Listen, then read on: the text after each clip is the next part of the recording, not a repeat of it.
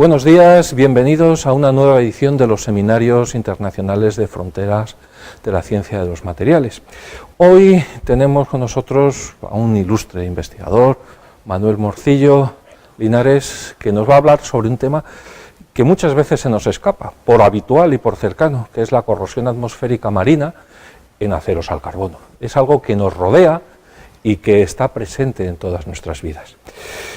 Manuel, o Manolo para los amigos, viene del Departamento de Ingeniería de Superficies, Corrosión y Durabilidad del Centro Nacional de Investigaciones Metalúrgicas, que es uno de los 100 y pico centros del Consejo Superior de Investigaciones Científicas de España.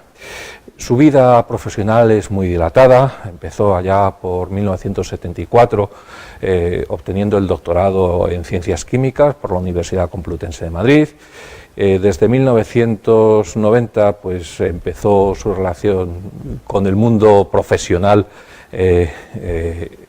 como profesor de investigación y, pues, entre otras cosas, ha sido director del centro en el que está durante 9 años, ha sido también presidente de la Asociación Iberoamericana de Corrosión y Protección, presidente del International Corrosion Council y, bueno, autor de más de 250 publicaciones con un índice H por encima de 33, autor y editor de varios libros dentro de esta especialidad y, bueno, como veis aquí, ha recibido múltiples galardones de diferentes revistas científicas e instituciones. No voy a nombrar todas ellas porque son un montón, discúlpame, y hoy pues nos va a hablar de estas líneas de trabajo e investigación que han sido su vida, la corrosión en ambientes naturales, principalmente corrosión atmosférica, la protección anticorrosiva mediante recubrimientos para evitar lo anterior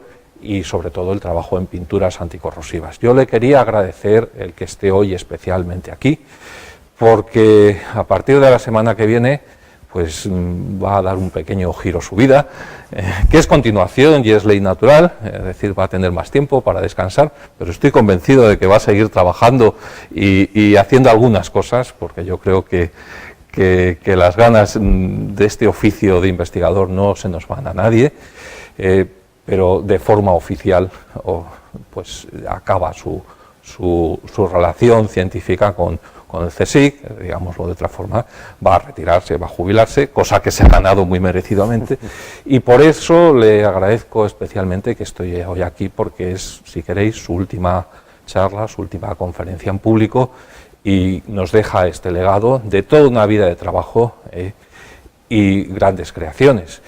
Luego espero que os hable de su libro. Como legado también, si queréis, al final de su carrera nos ha dejado un libro estupendo, que si queréis consultar, ha traído un ejemplar aquí, está ahí.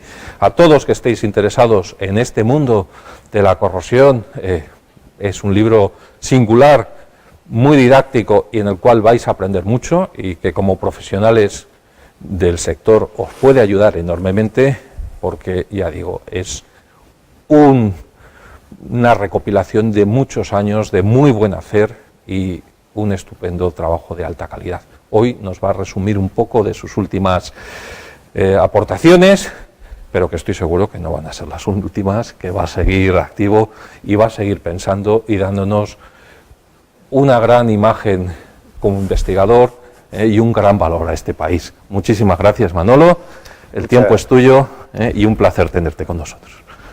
Muchas gracias, José Ignacio, por tus amables palabras y tu bonita presentación. Bueno, lo que iba a empezar diciendo es que mi última conferencia, y os agradezco que me hayáis invitado a dar esta charla. Lo que no estoy seguro es sobre lo que dice de que seguiré trabajando. Bueno, han sido 49 años trabajando en corrosión y en protección.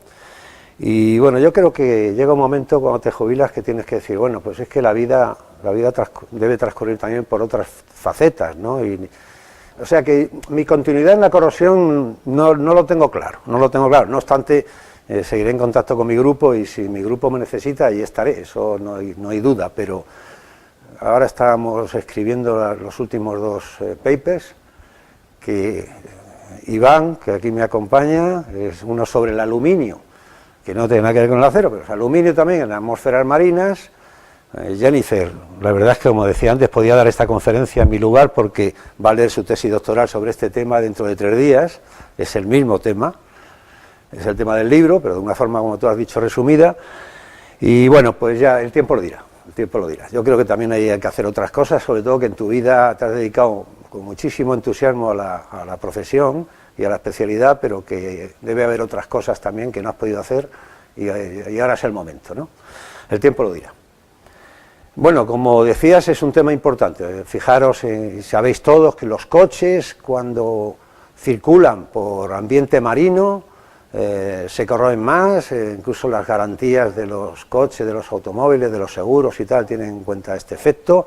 La corrosión marina se caracteriza porque puede provocar una corrosión bastante importante, muy importante en las estructuras en general que operan en este tipo de ambiente.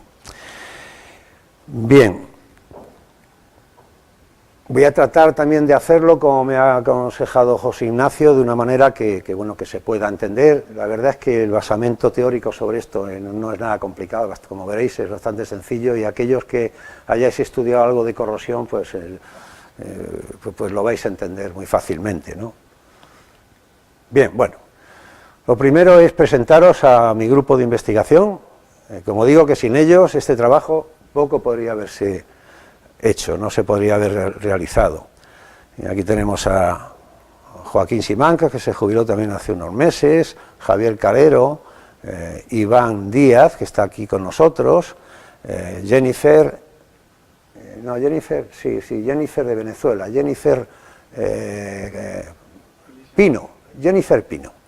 Bueno, no han podido venir Daniel de la Fuente y Belén Chico, que son mis 2 grandes soportes en la investigación a lo largo de todos estos años, y Jennifer Alcántara, que está aquí con nosotros y que, como he dicho, leerá su tesis doctoral sobre este tema en unos días. También te querría agradecer porque claro, nuestro grupo de investigación no dispone del instrumental, de todo el instrumental que es necesario para acometer una gran investigación. Entonces nos hemos tenido que apoyar en diferentes técnicas que no hemos manejado nosotros, pero sí hay que especialistas en nuestra casa, en el Centro Nacional de Investigaciones Metalúrgicas, que nos han ayudado y a los cuales también queremos agradecer. Este es el caso del grupo de difracción de rayos X del CENIN, don José Antonio Jiménez y Irene Llorente. Este es el grupo de microscopía electrónica, con Paloma Deva como jefa de este grupo, Alfonso y Antonio. Profesor Marcos del Instituto Oro-Casolano, que nos ha ayudado en todo lo que es la espectroscopía Moss-Bauer. Profesor José María Calvet de la Complutense, con sus técnicas de transmisión, de microscopía de transmisión y difracción de electrones, y también a empresas o organismos públicos, como en el caso de la Agencia Española de Meteorología, muy cercana aquí, la tenemos muy cerca, que nos ha suministrado la información meteorológica de, como veremos luego, de las estaciones del ambiente que rodea las estaciones de ensayo donde hemos llevado a cabo nuestros estudios. Puerto del Estado también, de alguna manera, nos ha dado información sobre, en este caso, la altura del oleaje del mar, que también ha sido importante para nuestros estudios. Y por último, agradecer a una empresa holandesa, por disponer de un instrumental que es muy novedoso, que es el acople de microscopía electrónica de barrido y espectroscopía Raman, y bueno, con estas 2 técnicas ahora veremos, hemos hecho algunas cosas muy interesantes por primera vez en el campo de la corrosión. A todos ellos quiero agradecerles la gran colaboración que han tenido con nosotros. Bueno, el coste de la corrosión es una cosa que habréis oído. Las pérdidas son enormes. Se estima, y desde hace ya bastantes años estima, que aproximadamente el 3,5% del Producto Nacional Bruto de un país se invierte en disminuir, en evitar o tratar de evitar los problemas de corrosión. Bueno, para que veáis la importancia de la corrosión atmosférica, porque la cantidad de estructuras metálicas que operan en la atmósfera es enorme, pues aproximadamente el 50% de esas pérdidas se deben a la corrosión atmosférica. O sea que estamos hablando de unas cantidades muy importantes. Bueno, pues dentro de la corrosión atmosférica, el sector marino participa con un 21% de dicho índice. Aquí lo podéis ver en el 21% corresponde a los problemas de corrosión y a los costes que supone la corrosión en el ambiente marino. O sea que la corrosión atmosférica en el ambiente marino pues supone un costo muy importante. Bueno, todos los investigadores lo que hacen es lo más importante, ¿eh? Eso siempre lo decimos que es así, pero bueno, en este caso hay datos económicos que lo avalan, ¿no? Importancia del tema. Fijaros también que aproximadamente la mitad de la población mundial vive en regiones costeras y que la industrialización de países desarrollados tiende a concentrar, y cada vez con mayor intensidad, las plantas de producción cerca de la línea de costa, cerca en la zona costera. Claro, los problemas que tienen de corrosión son enormes. Bueno, se puede luchar contra el fenómeno de la corrosión atmosférica, y de hecho, como antes también ha comentado José Ignacio, una de nuestras líneas de investigación ha sido la protección anticorrosiva de metales en la atmósfera y fundamentalmente el recubrimiento de pintura, que es el procedimiento más común, quizá también el más económico, y bueno, pues se logra frenar estas pérdidas, ¿no? El problema de la corrosión atmosférica marina es curioso, pero se sabe desde siempre que este ambiente crea una gran corrosión y grandes problemas, pero en la literatura científica investigaciones en profundidad sobre este tema datan de hace pocos años, ¿eh? Ya os comentaré en una transparencia el investigador que primero trabajó en este tema, en el año 1955. Después, hasta el año 2000, no hubo, bueno, pues unos investigadores muy sensibilizados con este tema y empezaron a hacer investigaciones muy importantes, y a partir de ahí sí que la bibliografía ha aumentado enormemente la contribución a este campo científico. Pero año 2000, ahora, ¿cuántos son? 18 años, ¿no? 18 años, ha habido mucha información, pero en muy poco tiempo, con lo cual tenemos que considerar que ese es un campo científico muy joven y que se pueden hacer muchas cosas. Nosotros hemos intentado hacer algunas, pero faltarán por hacer muchas más, para entender perfectamente todo este problema. Bueno, entonces lo que estos últimos años nos hemos dedicado es a recopilar toda esta información bibliográfica, hacer investigación en campo del fenómeno de la corrosión atmosférica marina, y fruto de eso ha sido un libro que hemos editado, bueno, lo ha editado el Consejo, un libro muy reciente que hemos dejado aquí a José Ignacio, y que cualquiera de vosotros que quiera hojearlo, pues el ejemplar estará, me imagino, a vuestra disposición aquí. Urgía hacer un libro, porque no hay ninguno en la literatura que hable de la corrosión atmosférica marina. Bueno, vamos a hablar un poco del mecanismo fundamental de la corrosión atmosférica, pasaremos a hablar de la corrosión atmosférica marina del acero al carbono, que es el objetivo principal de esta investigación, y después, para que sepáis cómo llevamos a cabo las investigaciones en campo y en laboratorio para simular este fenómeno, ¿no? Simular o entender, comprender Bien, yo imagino que todos lo sabéis, pero no falta, o sea, no está de más el incidir un poco en los aspectos más básicos, ¿no? Sabéis que la corrosión atmosférica únicamente ocurre cuando el metal que está expuesto a la atmósfera tiene una capa de electrólito, una capa de humedad, una capa que puede ser una humedad absorbida, o puede ser porque llueve, una capa acuosa que se forma. O sea que ahí es cuando tiene lugar el funcionamiento de estas pilas microscópicas de corrosión, que se forman en una superficie metálica con causas muy variadas, pero empiezan a funcionar esas micropilas de corrosión, que son procesos redos, que tienen su zona anódica, su zona catódica, ahora veremos un poquitín con más detalle. Entonces empiezan a funcionar. Pero, ¿qué pasa? Esa capa de humedad se seca y el fenómeno se paraliza. Vuelve a humedecerse la superficie, vuelve a llover, otra vez empiezan a funcionar estas micropilas de corrosión. Y así son periodos de humectación, secado, un proceso discontinuo, electroquímico, que tiene lugar sobre la superficie metálica cuando se expone a una atmósfera que tiene un cierto contenido en humedad, porque si es una atmósfera completamente seca, pues ahí la corrosión atmosférica no puede progresar. Bueno, entonces, como hemos dicho, en las reacciones anódicas ocurre, como sabéis, la disolución del metal, del hierro en este caso, es un proceso de oxidación, y tiene que haber una reacción catódica, es un proceso redox. En la reacción catódica pueden ser muchas, pero fundamentalmente hay dos. Una que es la que opera en medios neutros, de pH próximamente al neutro, que es la reducción de moléculas de oxígeno, y si el medio ya tiene un carácter ácido, o un carácter fuertemente ácido, la reacción catódica deja de ser la controlante, la reducción de moléculas de oxígeno, y es la descarga de hidrógeno, la evolución de hidrógeno, descarga de hidrogeniones en la superficie metálica. Tenéis que saber, y lo sabéis seguro, que en estas zonas catódicas no hay disolución del metal. La disolución del metal únicamente ocurre en las zonas anódicas, pero se necesita que exista una zona catódica. Bien, fijaros, por ejemplo, si nosotros queremos ver cómo afecta la capa esa de humedad que estamos diciendo, pues fijaros que si vamos aumentando el espesor de la película de humedad y vamos aquí viendo la velocidad de corrosión. Al principio, cuando son películas de humedad absorbida de angstroms, de espesor, pues ahí hay un gran impedimento para que el metal se disuelva, no hay moléculas de agua suficientes para que se puedan pasar a la solución. O sea, se dice que entonces estamos con un proceso controlado por la resistencia de electrólito, que es altísima, y además hay una gran polarización anódica, con lo cual prácticamente la corrosión no tiene lugar. Sin embargo, cuando vamos aumentando el espesor, vamos viendo que la velocidad de corrosión va aumentando hasta un máximo.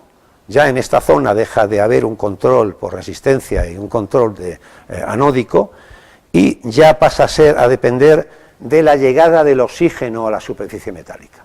Cuando llega bien la reacción catódica, es la que hemos dicho antes, reducción de moléculas de oxígeno, y si el espesor es muy alto de esa capa tenéis que imaginaros una superficie horizontal, ha llovido, hay una capa acuosa, pero de gran micraje, o sea, de 100, 200, 300 micrómetros, como mucho, ¿no? Bueno, pues ahí ya empieza a tener el oxígeno dificultades para llegar a la superficie metálica, pues tiene que atravesar la capa de difusión. Hay al principio un adelgazamiento de la capa de difusión, después va aumentando, y ahí ya hay un límite donde ya la velocidad de corrosión permanece constante, ¿no? Es el espesor efectivo de la capa de difusión que se forma cuando hay una capa de humedad sobre la superficie metálica. O sea que, bueno, este podría ser un poco el perfil de corrosión con relación al espesor de la capa de humedad. Y como decíamos antes, en la superficie metálica hay unas zonas que actúan anódicamente y otras zonas catódicamente, son micropilas. Imaginaros en una superficie metálica un grano de metalografía, y lo habréis estudiado, dos granos, pues imaginaos un grano en la estructura esta policristalina, un grano que actúa anódicamente y otro grano que actúa catódicamente. Hay un contacto eléctrico, por supuesto, entre los dos, un contacto metálico, eléctrico, y sobre el ánodo tendrá lugar la disolución del metal, se formarán iones, el metal pasa a estado iónico, y en los cátodos serán sede de otras reacciones, como hemos dicho, o bien la de desprendimiento de hidrógeno o bien la de la reducción de moléculas de oxígeno, pero que en este caso, por ejemplo, producen oxidrilos. Estos oxidrilos se unen con los iones, en este caso si fuese el hierro, con los iones de hierro, y se forman óxidos, se forman productos de corrosión, O sea, es el mecanismo básico del fenómeno de corrosión en general, no solo atmosférica, sino corrosión en general. Bien, fijaros en la corrosión atmosférica lo importante que es y lo variable que es. Nosotros, y en un estudio que hicimos en Cuzco, en Perú, observamos al año una corrosión anual de 1 micrómetro año. Bueno, eso en Phoenix, por ejemplo, en Arizona. En Phoenix es un clima muy seco, la humedad es bastante baja, 5 micrómetros. Pero fijaros en Point Reyes, en California, 500 micrómetros un año. Marinas, atmósfera marina. en este sitio, que tiene dos contaminantes, y sabéis que los contaminantes atmosféricos aceleran la velocidad de corrosión. Pues, ¿cuánto tenemos? Tenemos, era en Point Reyes, no, era aquí, no sé cómo se llama, Dungeness, en el Reino Unido, también unas 500 micras año. En Curbridge, y tuve la suerte de estar allí, porque de ahí la International Nickel tiene unos laboratorios. Yo conseguí cuando terminé la carrera, conseguí una beca para ir allí a la International Nickel, y tuve la oportunidad de ver los grandes campos de experimentación que tiene la International Nickel allí en Curbridge. Bueno, esa atmósfera marina, también una velocidad de corrosión fuerte, también marina. Más marina, tiene dos grandes zonas de exposición, una que está muy próxima al mar, 24 metros, y otra está un poco más alejada, 240 metros. Pues fijaros que cuando está a 24 metros, la corrosión es más de 500 micras año, y a 240 pues ya disminuye, y eso lo vamos a ver después cómo afecta la velocidad de corrosión con la distancia a la costa, eso lo veremos luego.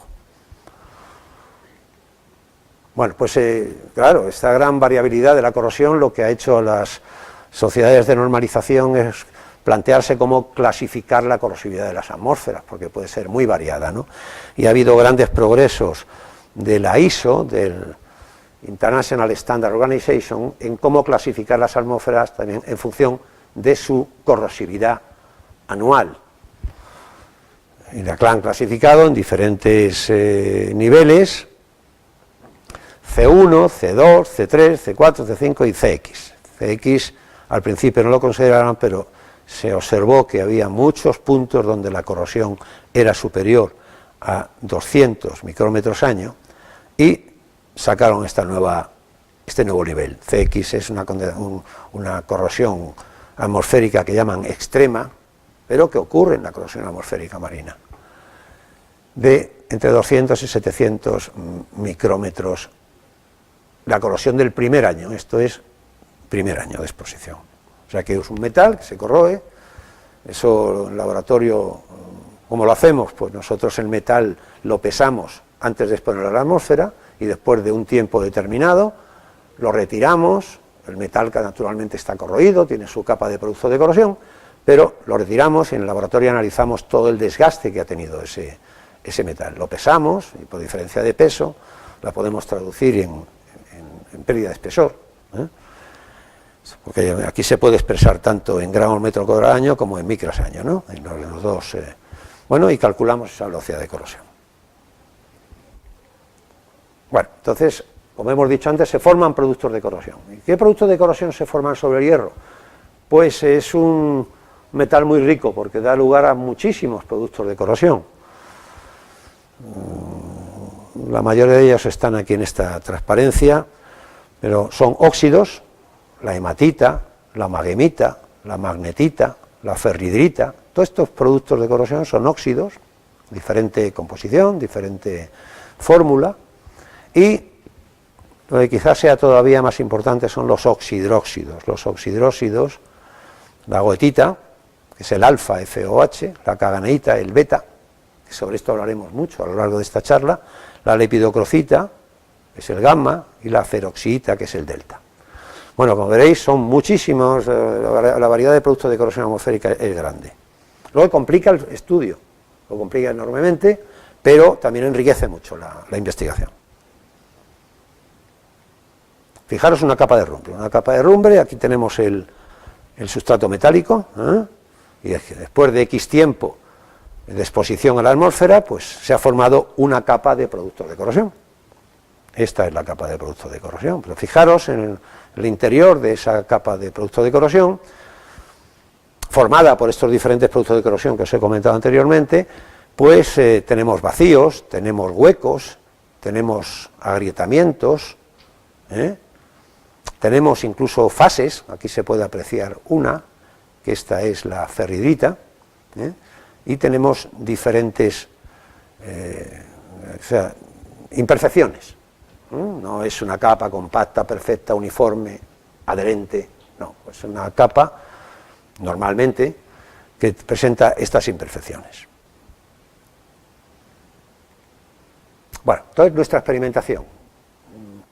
Para abarcar este ambicioso programa de investigación, lo primero que teníamos que es localizar una zona donde tuviésemos una atmósfera marina pura. Antes os he dicho que hay dos contaminantes que son importantes y que aceleran la velocidad de corrosión, que son los cloruros, procedentes del aerosol marino, pero también el SO2, procedente de núcleos industriales. Bueno, tanto el SO2 como los cloruros aceleran enormemente la corrosión. Imaginaos una zona pura, no contaminada ni con cloruros con SO2, la corrosión progresa muy poco. ¿Cuánto puede ser? Pues quizá menos de 20 microsaños, 10 microsaños. Fijaros, cuando la atmósfera está contaminada pasamos a 200, a 500 micrómetros año. Bueno, nosotros había que buscar un sitio donde fuese una atmósfera marina pura, que no tuviese otro contaminante, que queríamos reducir el modelo, o sea, que estudiar en profundidad únicamente el efecto del aerosol marino. Bueno, y tuvimos la suerte de encontrar y establecer contacto con unas empresas eléctricas, bueno, eléctricas sí, Gas Natural, Enel, que operan allí en Cabo Vilano, es una zona muy bonita en la Costa de la Muerte. En la Costa de la Muerte hay un municipio, es el municipio de Camariñas, pues ahí está el Cabo Vilano, y cerca del Cabo de Vilano, está el Cabo Vilano aquí, o cerca del Cabo Vilano tenemos pues el parque eólico de Cabo Vilano. Y en este parque eólico pues dispusimos nuestras estaciones de ensayo. Teníamos también la suerte que, aunque nosotros en las estaciones de ensayo controlamos la temperatura y la humedad relativa, pero allí la AEMET, la Agencia Española de Meteorología, también dispone justamente de una estación al lado, a 20 metros no más de una de nuestras estaciones, o sea que son datos muy buenos porque llevan muy bien el control de la meteorología. Y también, como queríamos estudiar cómo afecta el oleaje del mar a la salinidad atmosférica, pues tuvimos la colaboración de Puertos del Estado. Puertos del Estado tiene boyas en diferentes zonas de la costa y en esas boyas pues permanentemente están tomando datos hidrológicos y datos también meteorológicos. Bueno, entonces estábamos interesados, como os he dicho, en saber cómo afectaba la altura de las olas a la salinidad atmosférica ya, pero en el interior. O sea que en esta zona, que está a unos cuantos millas de la costa, porque además así tienen que estar, las boyas no pueden estar justamente en la zona costera, tienen que estar un poco alejadas, ¿no? No me acuerdo exactamente a qué distancia estaba, pero una cierta distancia, y queríamos relacionar la altura del oleaje aquí en esta zona y cómo afectaba al aerosol marino que íbamos a tener en la zona de la costa. Bueno, pues allí situamos nuestras estaciones de ensayo. Estas son los aerogeneradores del parque eólico, donde fundamentalmente llevamos nuestros estudios. Como veis, están situados a diferentes distancias de la costa, porque también nos era muy importante conocer cómo la distancia, la costa, afecta a la salinidad, que después va a afectar a la corrosión atmosférica. O sea que esas son las tres grandes variables. Bueno, nosotros situamos nuestras estaciones de ensayo a una cierta altura en el mástil del aerogenerador, y a una cierta altura porque lo que no queríamos es que nos robaran la estación, porque muchas veces desaparecen. Si está muy cercano, pues, y de hecho nos ha pasado en alguna ocasión con otro tipo de estudios, con lo cual los situamos a una cierta distancia, de tal modo que cuando vamos a hacer los retiros de probetas tenemos que ir con nuestra escalerita, una escalera, y a una cierta altura colocamos nuestras estaciones de ensayo. Estas estaciones de ensayo son bastante sencillas y lo que nos interesa es, bueno, pues determinar los parámetros ambientales también y la corrosión de los metales, la corrosión atmosférica de los metales. Entonces, aquí, en este bastidor, situamos una candela, está normalizada por ISO. Es una candela que que tiene un tubo de vidrio que le rodea una gasa que se introduce también en un frasco, y entonces esa gasa está humedecida y está captando el aerosol, de tal modo que el aerosol después pasa a la solución. De tal modo que cuando nosotros retiramos esta candela y la llevamos al laboratorio, pues analizamos todo el cloruro que ha captado. Y eso, claro, es una medida muy importante para relacionarlo con la velocidad de corrosión que ha habido. Y en la parte superior de este pupitre o esta caseta, bueno, pues disponemos nuestras probetas, que como he dicho anteriormente, las pesamos previamente, las pesamos después al final, averiguamos la velocidad de corrosión, sobre las probetas vemos la capa de productos de corrosión, los analizamos, qué tipo de productos son, qué estructura tienen las capas, bueno, pues todo eso es lo que enriquece el estudio, ¿no?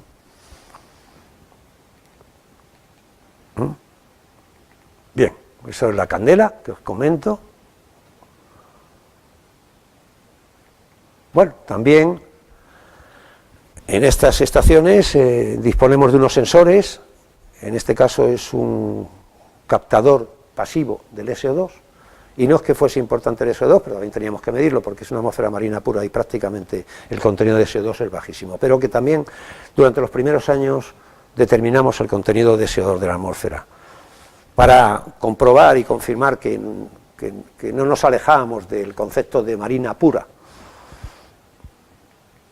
Y también pues tomamos datos de temperatura y humedad relativa con dispositivos que teníamos también en la caseta.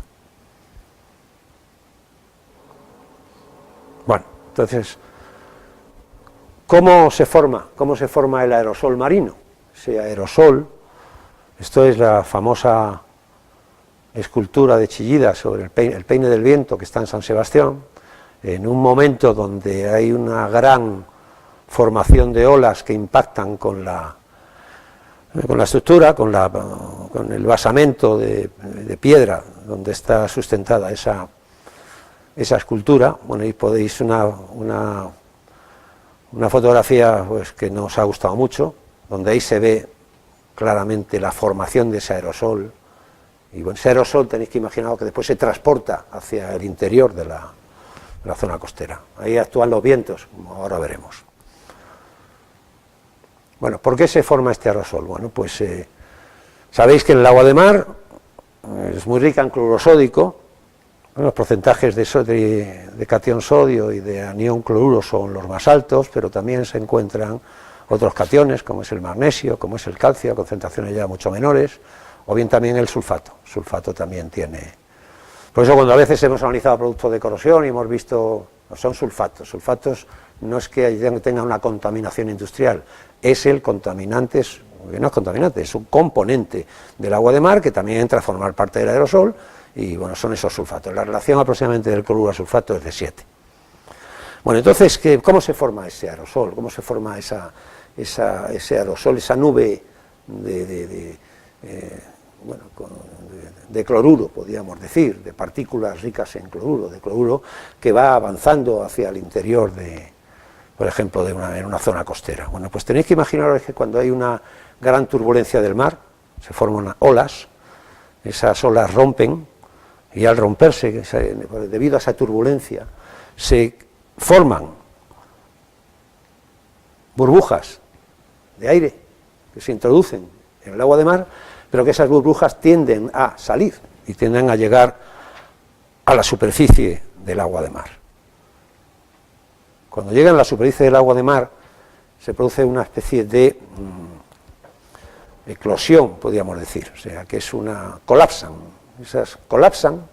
esas burbujas de aire, que están con una peliculita de agua de mar, colapsan y proyectan, se transforma la energía superficial en energía cinética y sueltan un chorro de líquido, se forma un chorro de líquido, que son los llamados jet drops, gotas tipo chorro, podríamos decir, o bien, si es un fraccionamiento de esa película de sal que rodea la burbuja, son lo que llaman film drops.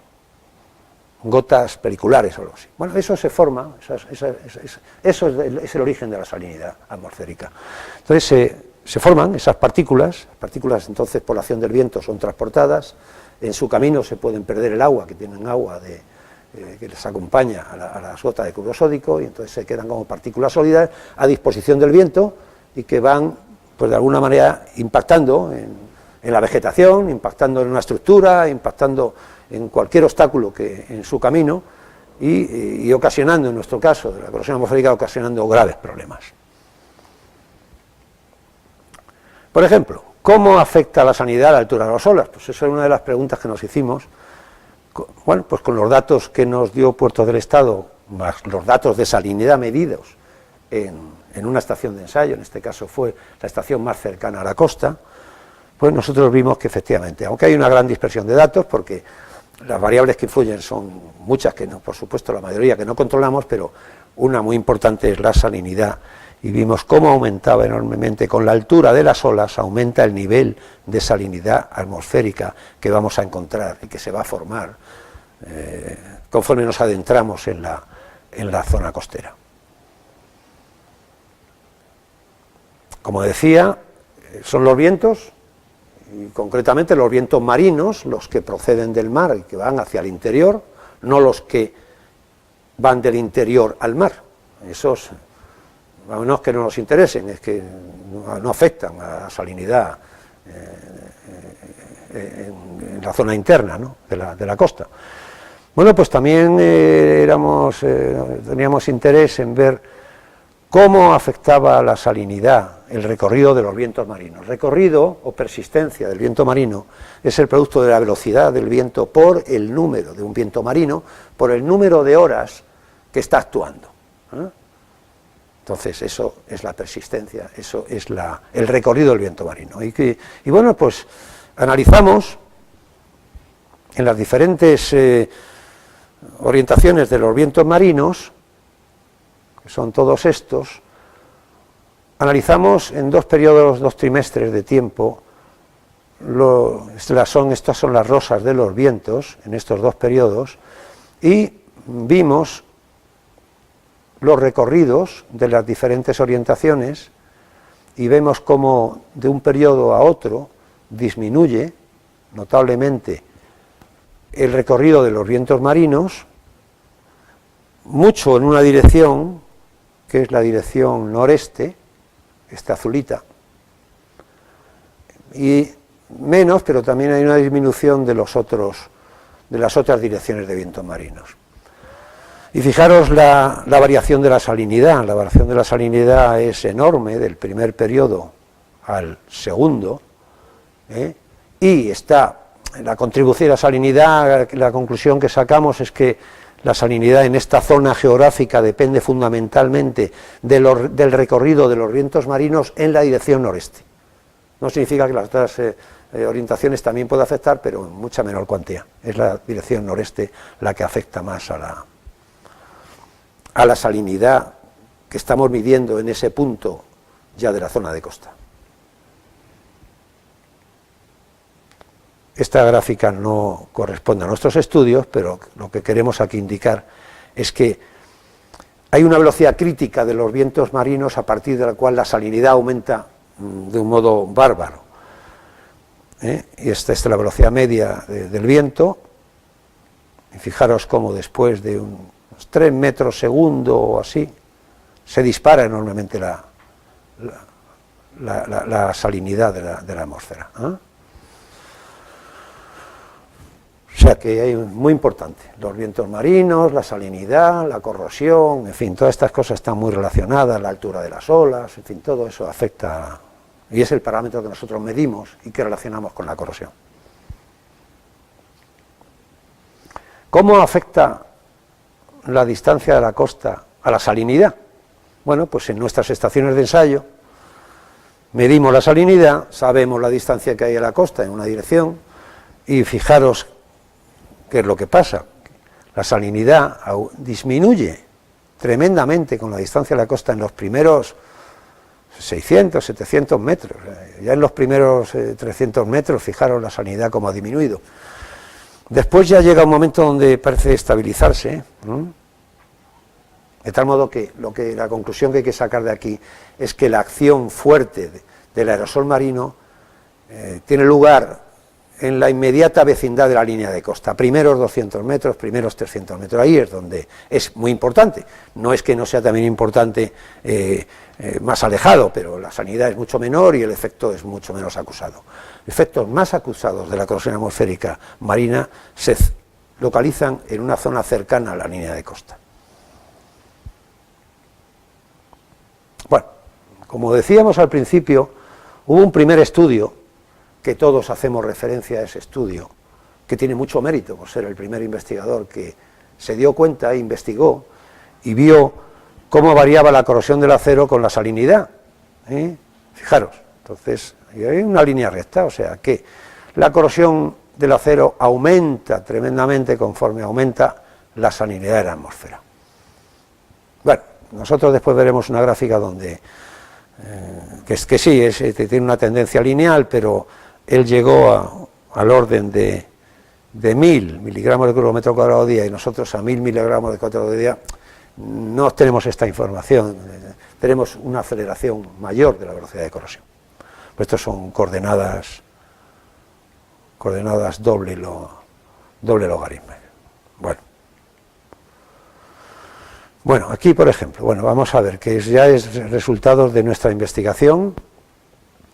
En la parte de la izquierda podemos ver, esto es una revisión de la literatura que hemos hecho de todos los datos que hay publicados a lo largo de los años sobre corrosión y sobre salinidad atmosférica, ¿no? Y vemos que efectivamente inicialmente hay un aumento lineal de la corrosión con la salinidad y después, claro, datos que haya en estaciones de ensayo con salinidades muy altas, estamos hablando de mayores de 600 miligramos de kilómetro cuadrado, hay muy pocos datos en la literatura.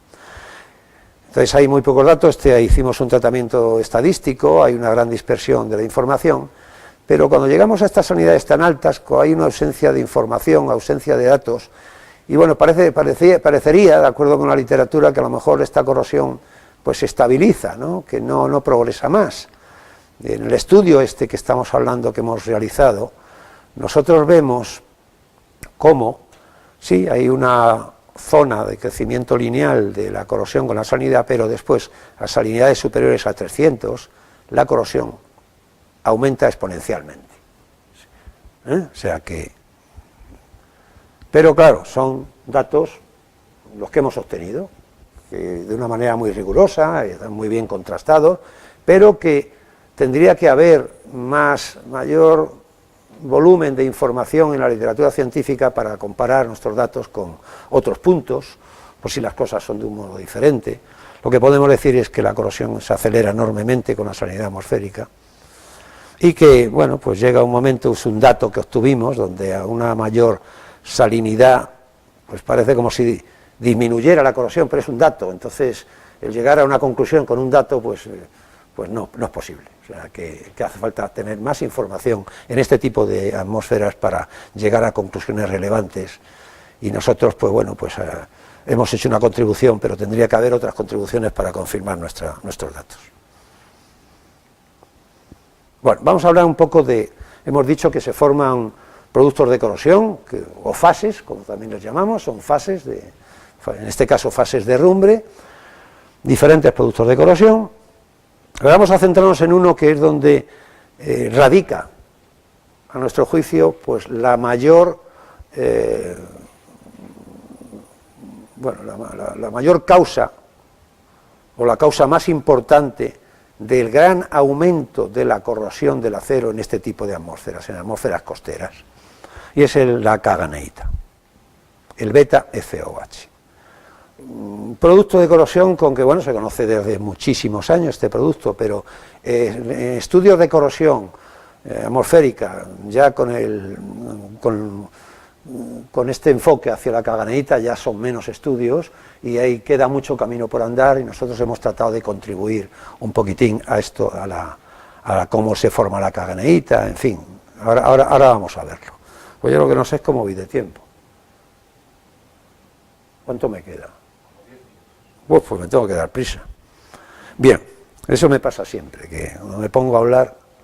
Bueno, esta es la estructura cristalina de la caganeita, como muchos autores dicen, es una sustancia fascinante, a mí me fascinó la caganeita.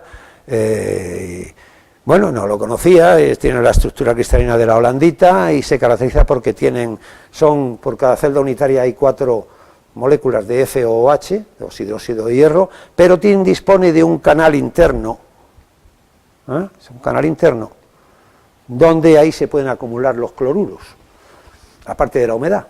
Es una estructura cristalina muy, muy curiosa.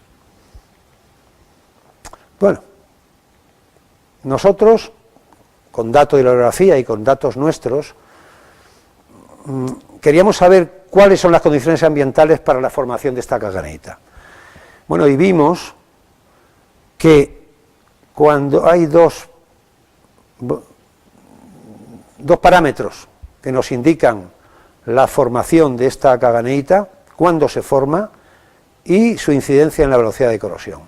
Y llegamos a la conclusión de que aproximadamente cuando la salinidad atmosférica es del orden de 60, porque ¿qué nos pasaba? Que cuando era menos de 60 no veíamos la caganeita y creíamos que la tenía. La caganeita solo se forma en atmósfera marina, no se forma en otro tipo de atmósferas. Y entonces veíamos que, bueno, cuando es menos de 60 la caganeita no se forma, 60 miligramos de cloruro. Pero también afecta la humedad relativa.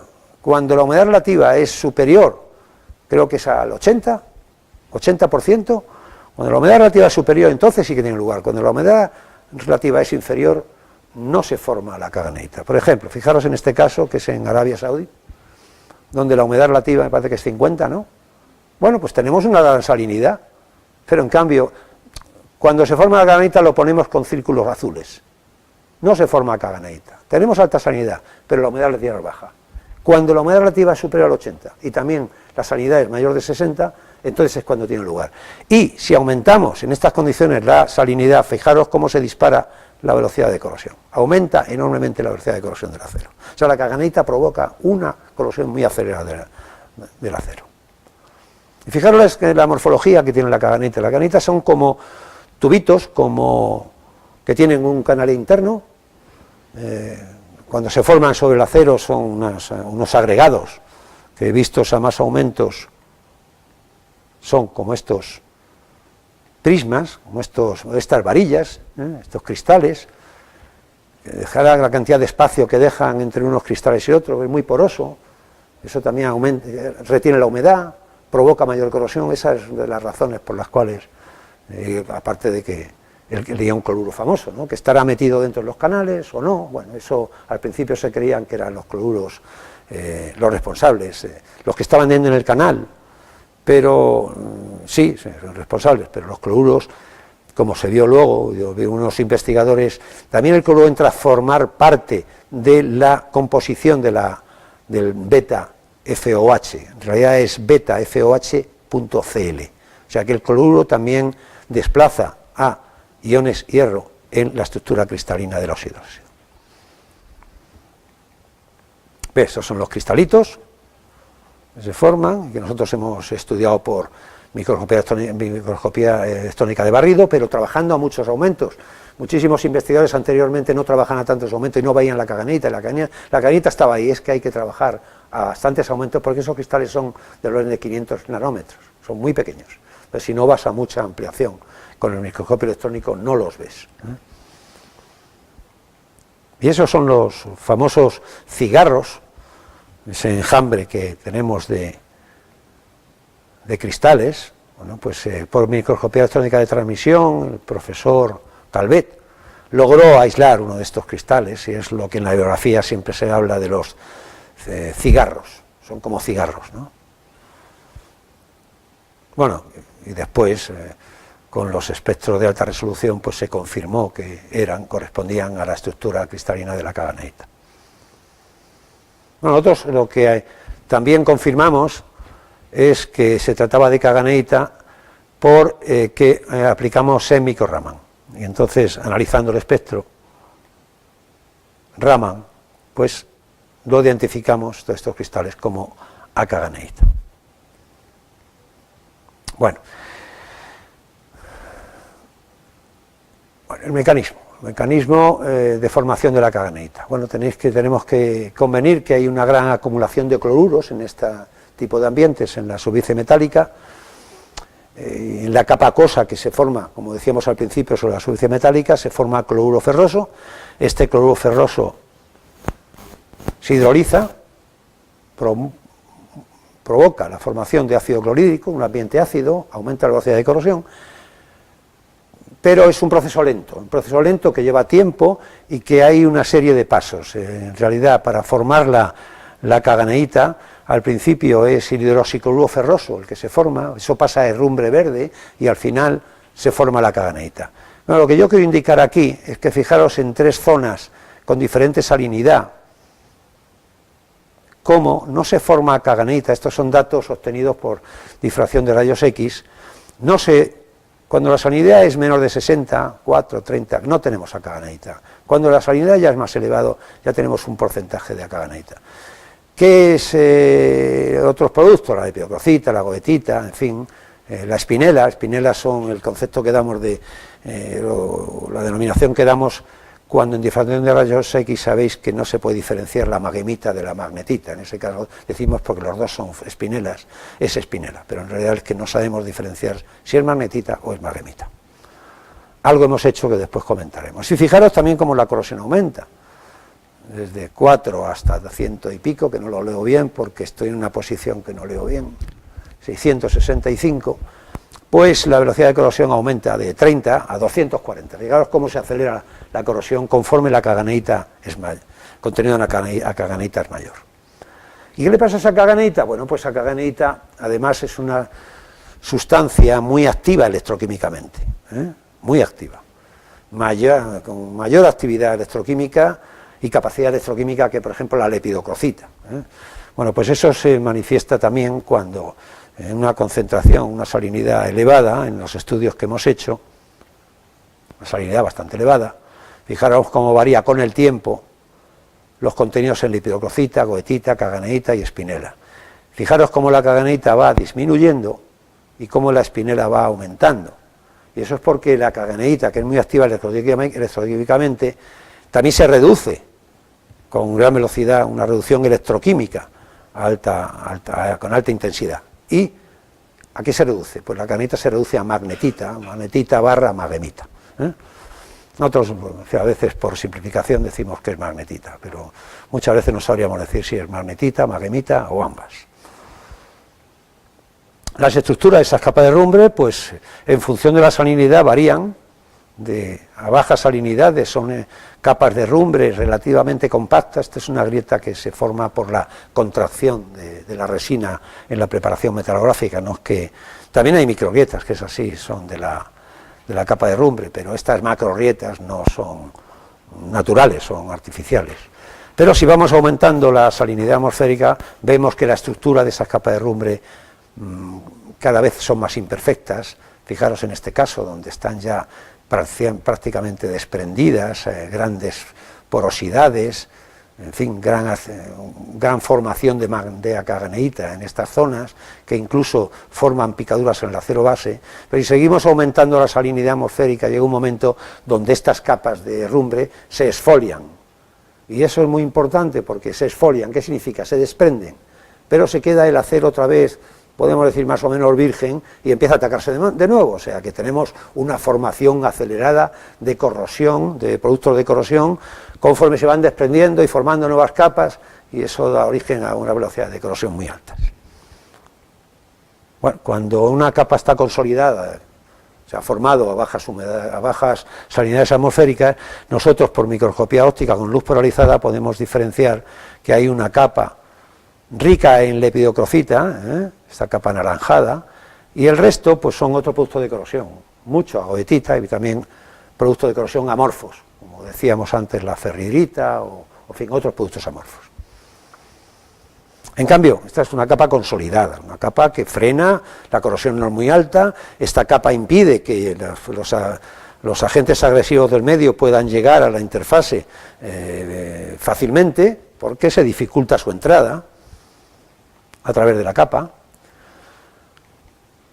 Pero cuando hay una alta salinidad atmosférica, como hemos comentado, esas capas se desprenden, esas capas, decimos, se esfolian, se pueden desprender del sustrato metálico, provocando nuevas corrosiones. Bueno, pues hemos analizado en profundidad, y ese es el primer estudio que se ha hecho en la literatura, analizando en profundidad la estructura de estas capas y proponiendo un mecanismo de corrosión atmosférica a altas salinidades atmosféricas en zonas costeras.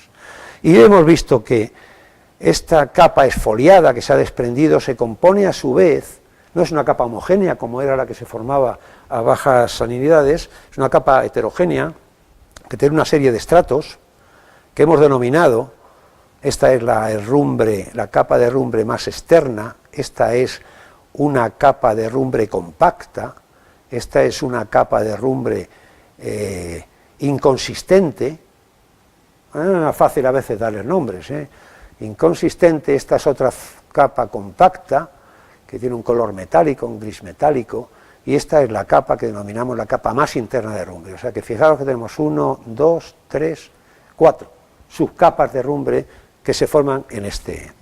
Bueno.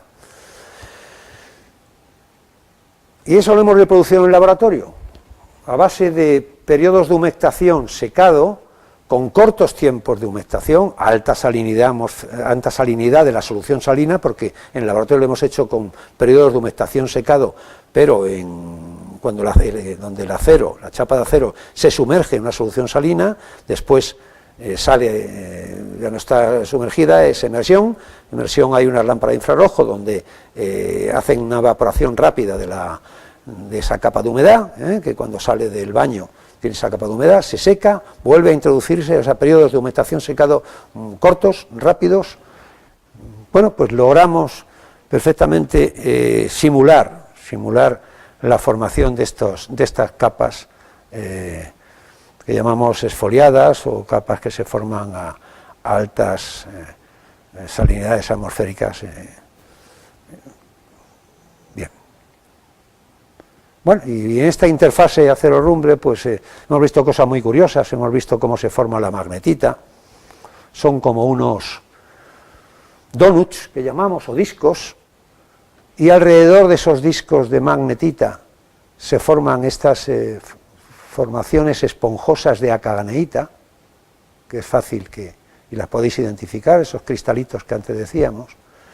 Bueno, estas capas son muy porosas, estos por electrones secundarios lo hemos visto en microscopía electrónica, y que estas donuts de magnetita son laminillas, este es el agujero central del donut, laminillas, que con el tiempo, y bueno, tenemos un mecanismo propuesto, con el tiempo los cristales de acaganeíta invaden la estructura de la magnetita, y todos estos cristalitos que veis, tanto los que se forman en el agujero central del donut como tal, son cristales de acaganeíta. Bueno, hay estas capas, ¿por qué se forman? Bueno, se forman porque hay transformaciones de fases de unos productos de corrosión a otros, ¿no? En este caso, por ejemplo, esta capa inconsistente de herrumbre es muy rica en acaganeíta, se reduce electroquímicamente, da lugar a magnetita, pero esto en cambio no es magnetita, es magemita. ¿Qué está pasando aquí? Primero se forma magnetita, pero después hay una transformación en estado sólido una transformación en estado sólido de la magnetita a magemita. Y bueno, pues ahora veremos cómo hemos propuesto un mecanismo. La capa más externa es una capa rica en lepidocrocita y goetita. La capa compacta, como he dicho, la goetita siempre está presente, la fase más estable, ella ya no se transforma más. Las fases más estables son la lepidocrocita, la acaganeíta. La magnetita tampoco es bastante estable, la magnetita, y tampoco da lugar a posteriores transformaciones, salvo la formación de magemita. Y entonces tenemos como en la capa externa, como hemos dicho, la capa más externa es lepidocrocita, también y goetita, claro. La capa compacta es goetita y magemita. La herrumbre, esta inconsistente, está muy rica en acaganeíta. Y esta es una nueva capa compacta, y esta es una capa más interna que tiene goetita, tiene acaganeíta, y tiene fase espinela. Bueno, y el mecanismo que proponemos es el siguiente, o sea que, porque esas capas se exfolian y a veces tienen una laminita o esa capa compacta, o tienen dos, o tienen tres incluso, o sea que, y eso es conocido en la literatura, lo que pasa es que nadie todavía había propuesto un mecanismo.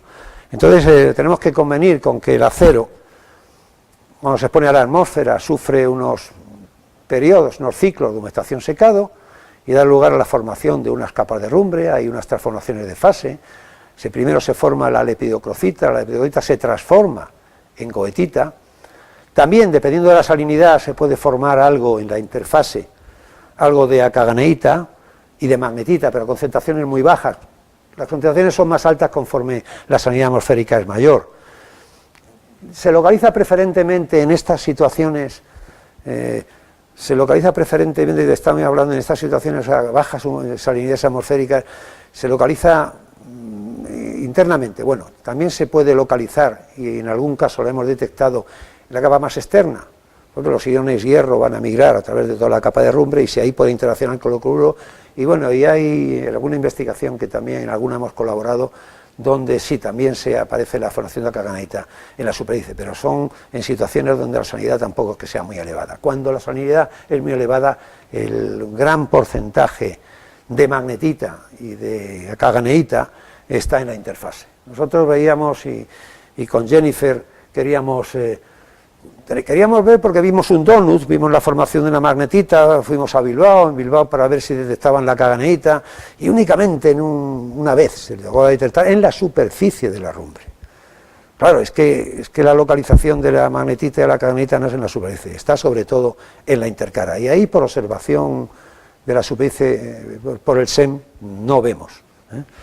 O sea, en condiciones de alta salinidad se forma en la interfase, acero, herrumbre.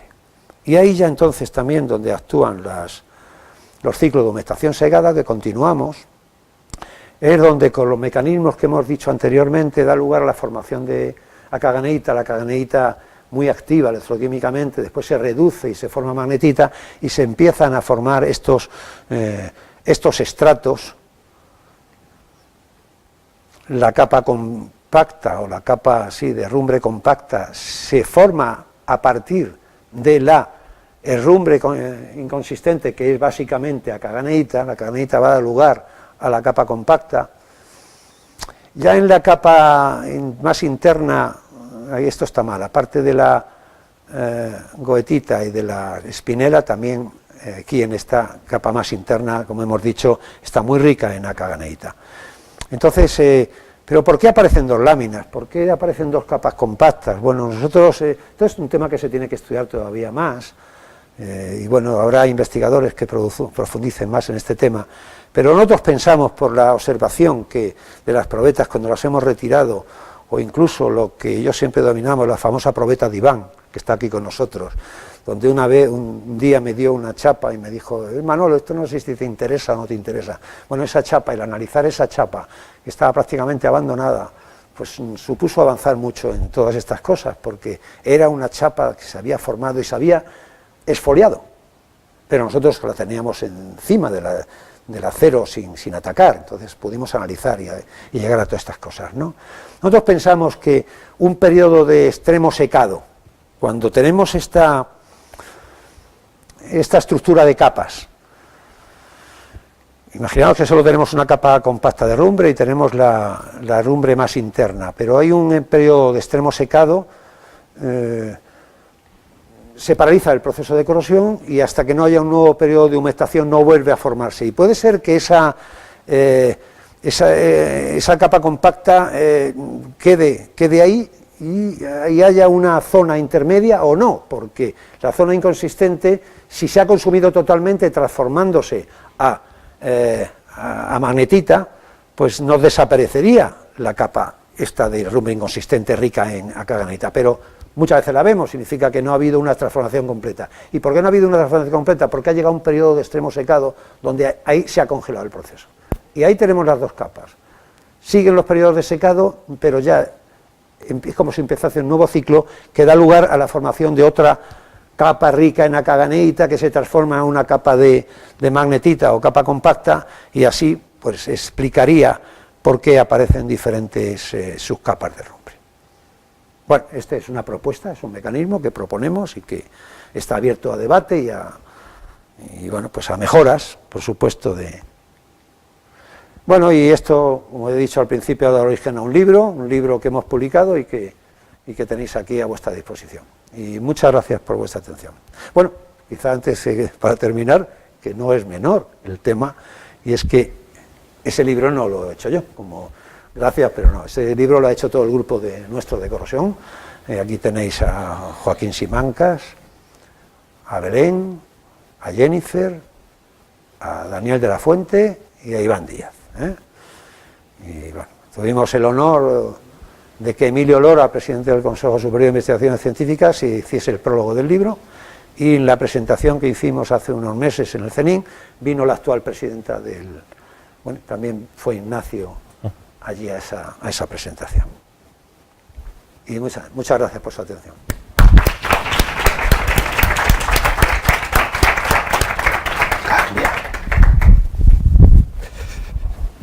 Muchas gracias, Manolo, por esta magnífica exposición de tu trabajo y la presentación del libro. Y bueno, tenemos unos minutos, aunque no sean muchos, para preguntas que creo que merece la pena. ¿No os animáis, no? Nunca. Todo no ha quedado claro, seguro, o sea que tiene que haber preguntas. No, yo creo que es más el potencial de vergüenza de preguntar, sí, bueno, que el potencial de las preguntas. No.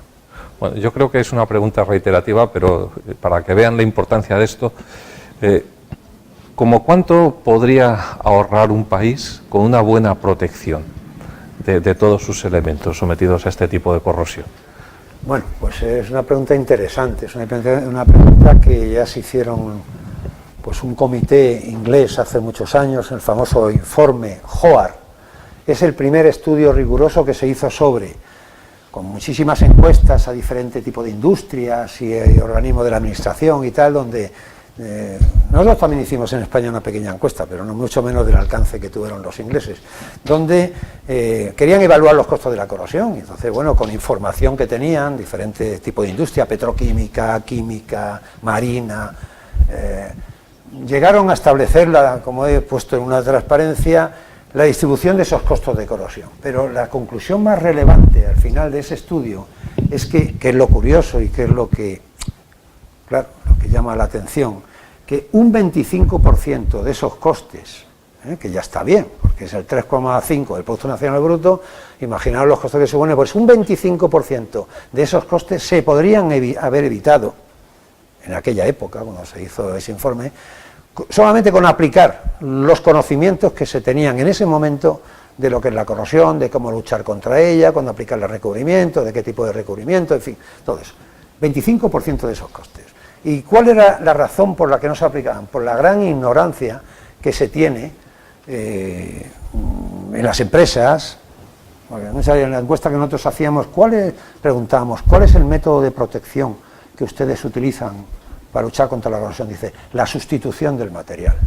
Joder, pues para llegar a eso no hace falta mucho, ¿no? O sea que, ¿por qué? Porque no se lo plantean, porque no lo han estudiado. Bueno, hoy día se estudia la corrosión en muchísimas universidades, escuelas técnicas, hay la asignatura de corrosión, pero en aquellos años que yo estoy hablando es que no había prácticamente. Ingenieros salían de sus escuelas y sin ningún libro, sin ninguna noción prácticamente de corrosión. Los arquitectos, cuando van a hacer un diseño de una estructura metálica, no tienen en cuenta los diseños aptos para la corrosión.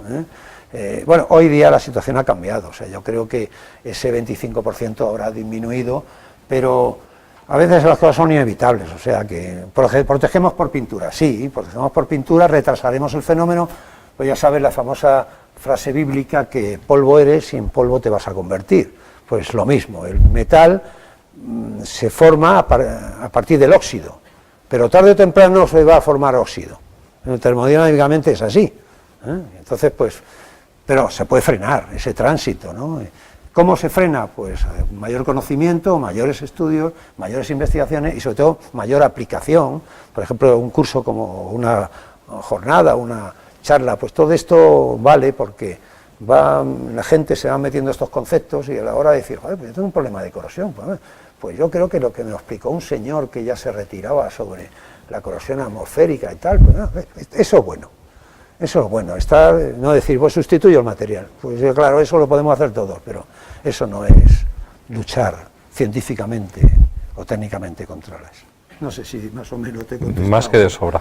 Bueno. Así que tomas la recomendación y si alguna vez diseñáis estructuras, no os olvidéis de algo tan importante como es la corrosión, incluso si estáis lejos del mar. Claro. Esta es una faceta únicamente. Que puede ser muy importante. Muchas gracias de nuevo, Manolo. Sabes que esta es tu casa y cuando quieras volver, serás bienvenido tú o cualquier miembro de tu grupo que hacéis cosas interesantísimas. Muchas gracias.